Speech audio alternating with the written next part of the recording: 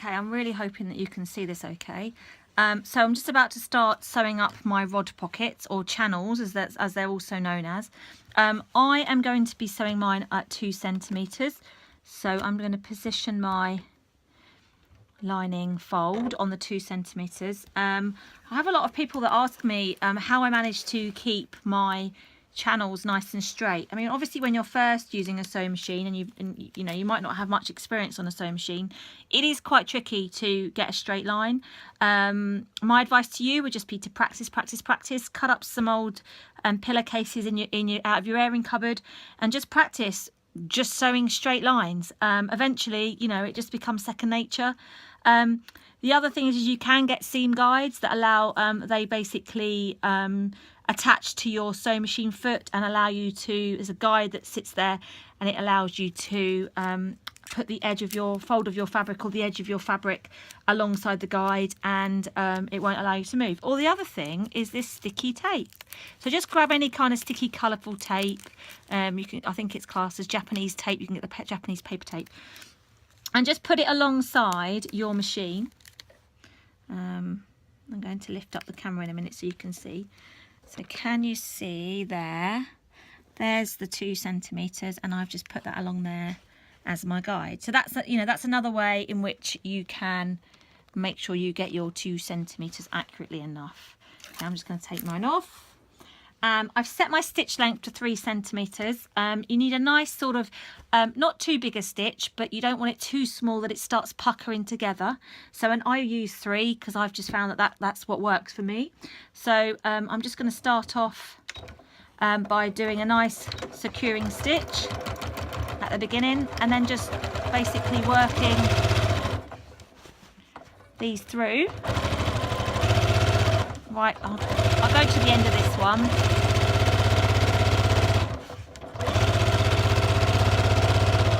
Taking your pins out as you go. To be honest, you don't really need your pins in. You've already pressed it in place, but it just holds it all together. All the way down to the end.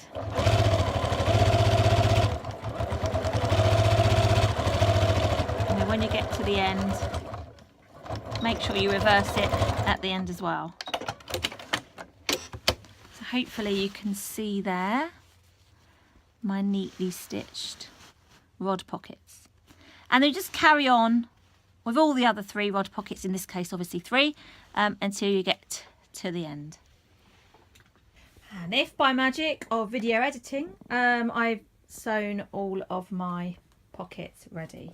So now what I need to do is just trim off these little tails of thread off all the ends.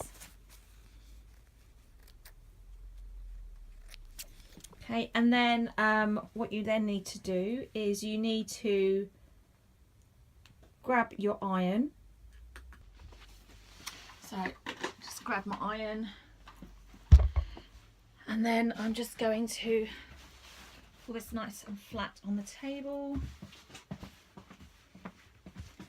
and then I'm going to press my rod pockets. So I'm just going to press underneath first, and then I sort of pull down on the bottom one, bottom space. Oh, just dropped the camera. Sorry, a bit of a disaster there. I just pull down to make my pockets nice and flush, and then I just press down on my pockets like so, and then just repeat under the first pocket. Bring your lining down the table like so, making sure you've got nice flush pockets. Give it a bit of a press. Oh, I've got a tail there that I completely forgot about, better cut that off.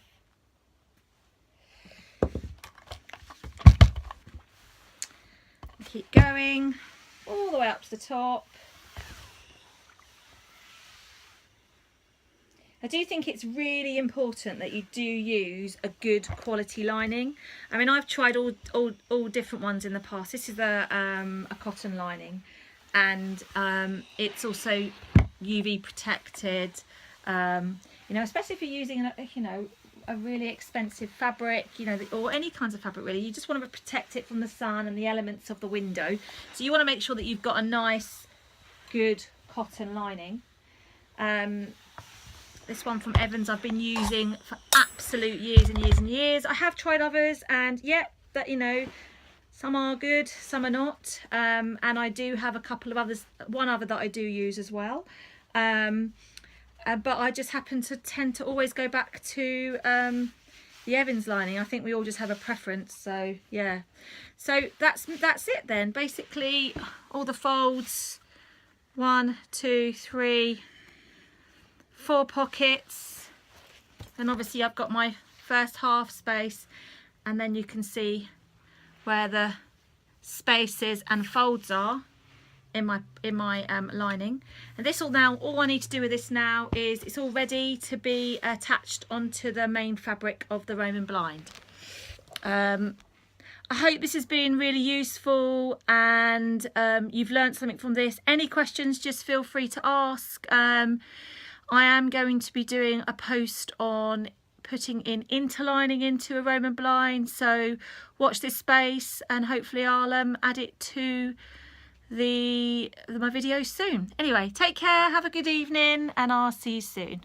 Bye for now.